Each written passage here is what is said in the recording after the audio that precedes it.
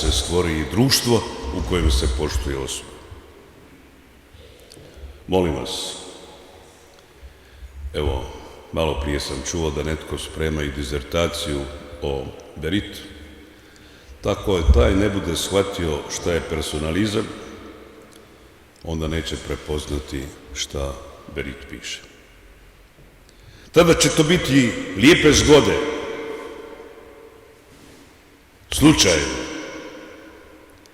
ali te lijepe zgode i ti slučajevi imaju jedan cilj, a to je osvijetliti osobu do te mjere da onaj koji čita poraste u svojoj osobnosti, u svojoj svijesti da je osoba, da ne pripada nikome nego sebi, da pripada Bogu i sebi i da je kao takav svemoćan.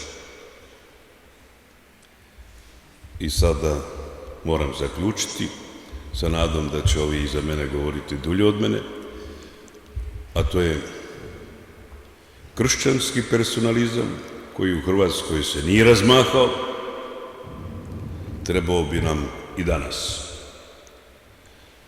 I zbog prvog razloga, a to je borba protiv ekonomske krize, i zbog drugog razloga, a to je protiv oblika totalitarizma koji se itekako prepoznaju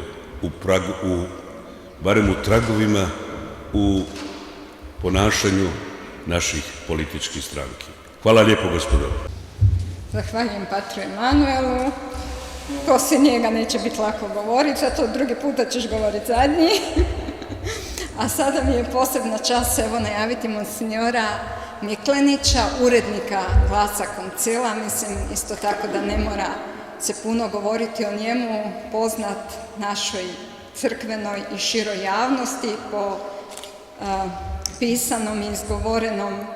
I evo, monsignore, dobro nam došli i možete uzeti riječ. Hvala lijepa. Sve vas srdačno pozdravljam i zahvaljujem evo na poseban način doktorici Veroniki što je omogućila ovaj večerašnji događaj. To je njezina inicijativa i posebno se radujem što je Smiljana se vratila u Rijeku natrsati baš ocima Franjevcima u prigodi kad Glas Koncila slavi svoju zlatnu godinu.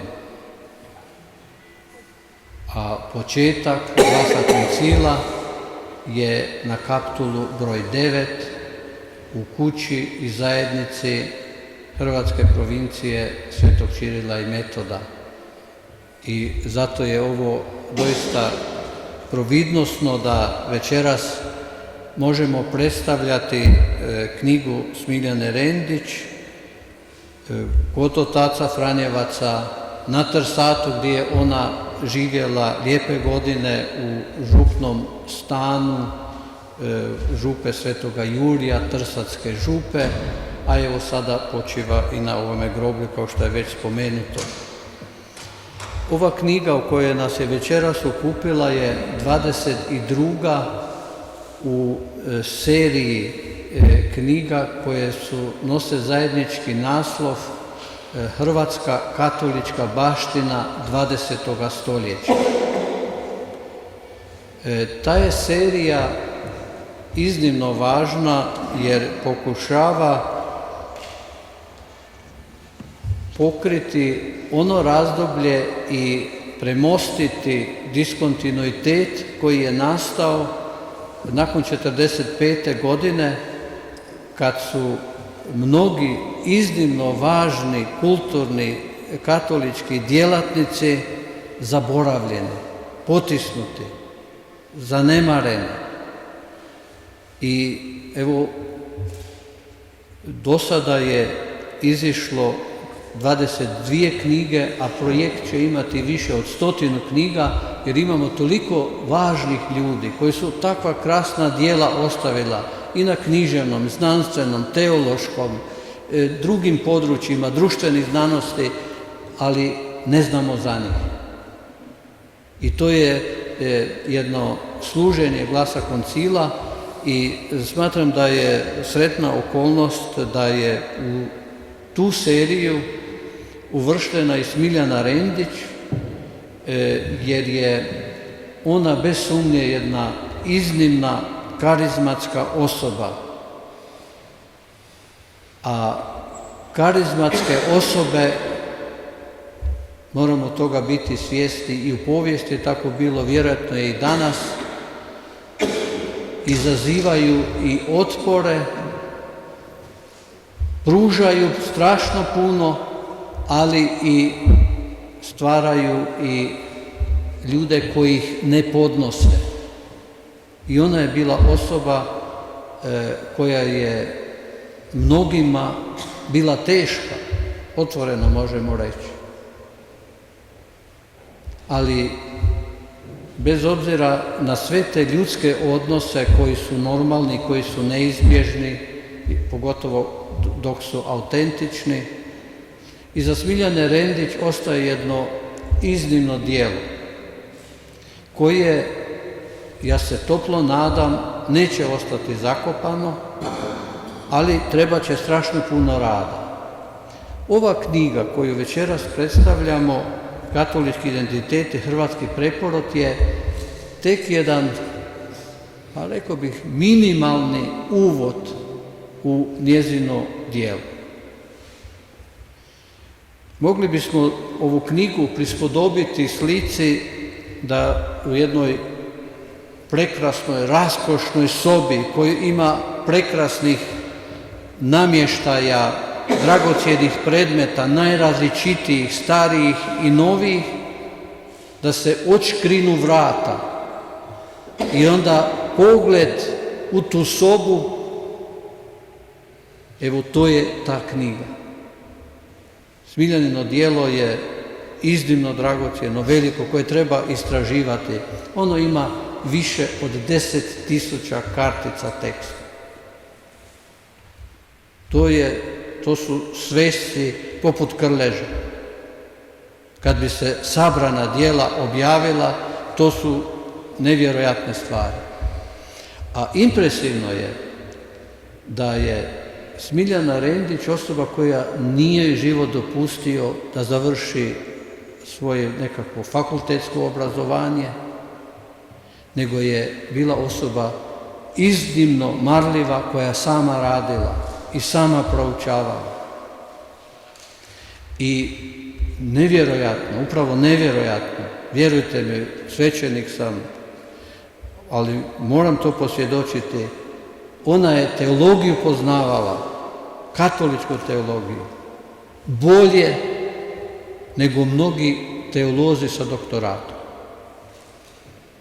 Ona je doista jedan erudit, ona je nešto što je nevjerojatno da je tako nešto bilo uopće moguće, da tako nešto postoji. Zato ja se toplo nadam da će ova knjiga potaknuti daljnje napore, ali ova knjiga je vrijedna jer je pokazala barem neke njezine aspekte njezinih interesa, onoga čime se ona bavila i čime je ona obogaćivala našu javnost. Pa tako kao što je i pater spomenuo, prvo poglavlje donosi cijeli taj tekst zbog kojega je išla u zatvor i osuđena je i ostala bez posla, izlazak iz genitiva ili drugi hrvatski preporod koji je za vrijeme Hrvatskog proljeća 1971. objavila u časopisu Kritika.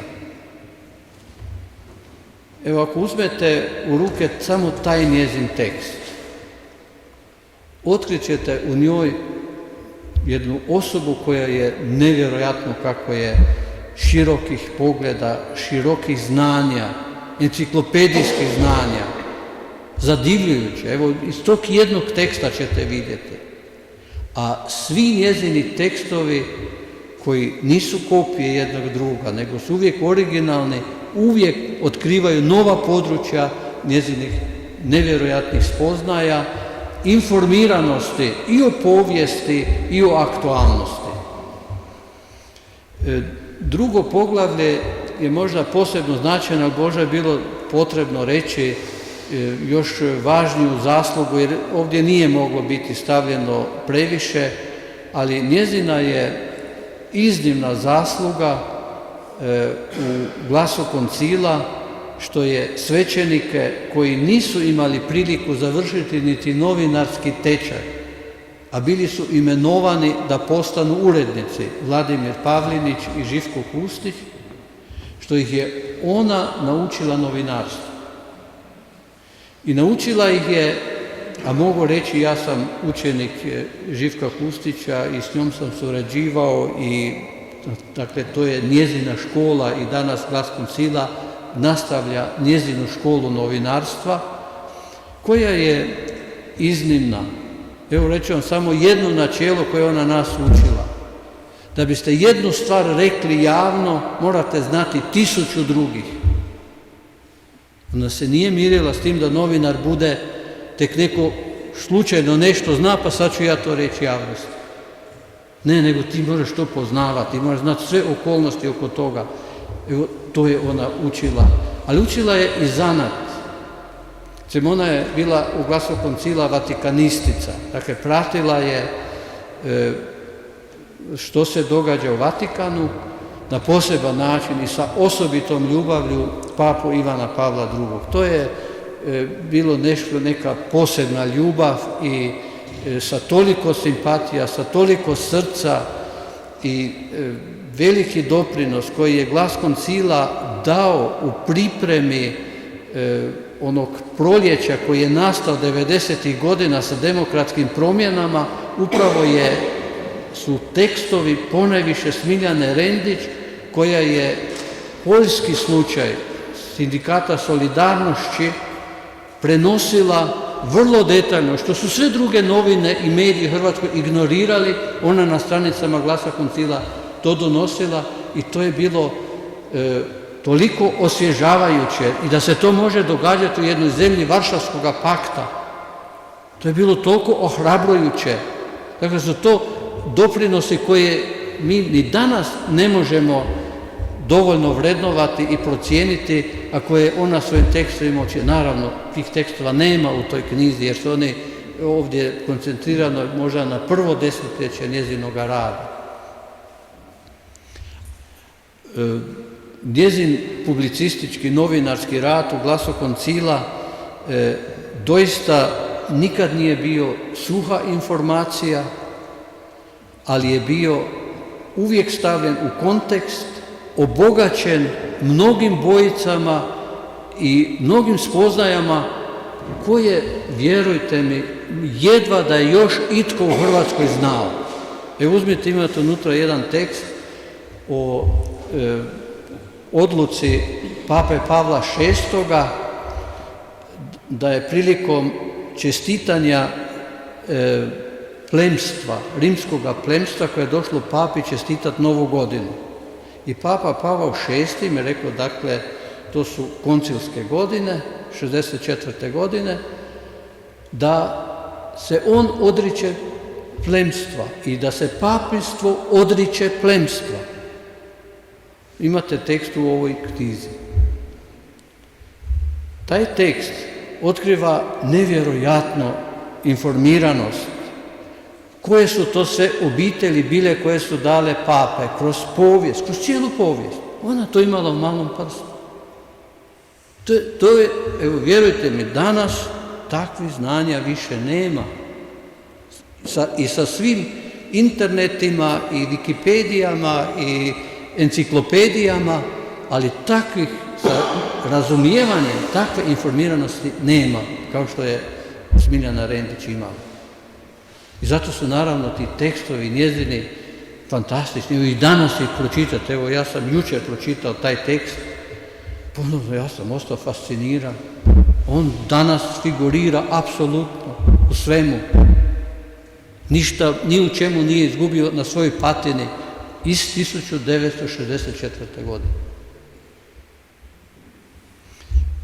Prvi njezini radovi u Glasu koncila bili su drugačiji, nisu bili strogo novinarski, nego su bili više, reklo bi se, publicističko-književni. Ona je ispisivala rekli bismo, priče iz života, pripovijesti iz života, u koje je unosila jako puno autobiografskih elemenata. Ali te priče bile su iznimno smišljene, bile su tako dragocjene, čitke, a su progovarale o onome što je mučilo mnoge ljude, što je nudilo odgovore mnogim ljudima kojih nisu mogli naći nigdje, jer je okolnost društvene situacije bila takva. I zato su to tekstovi, neki su tu izbor, jedan je objavljene su inače 3 knjižice na tu temu, Mi ovdje, pisma Ignaciji i još jedna, kako se zove, Crni šator. Dakle, 3 knjižice su objavljene tih pripovesti koje isto, da ih danas idete čitati, to je fantastično, vrlo komodno, čitko, pitko, to se čita, kad se počne čitati, ne može se ostaviti.